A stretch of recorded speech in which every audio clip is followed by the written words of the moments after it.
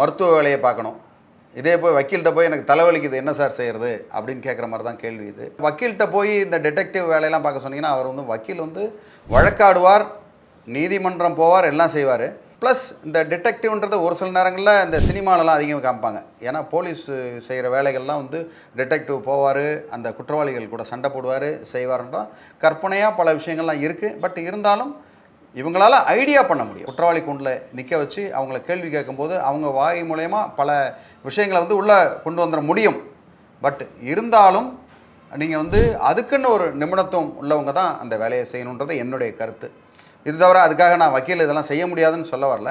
But இருந்தாலும் அவங்கள விட இவங்க சிறப்பாக செய்வாங்க அப்படின்றது தான்.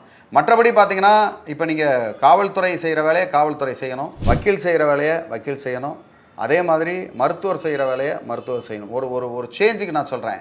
இப்போ நமக்கு வந்து தலைவலி வயிற்று வலி வருதுன்னா அதுக்காக நம்ம டாக்டர்கிட்ட போவோமா,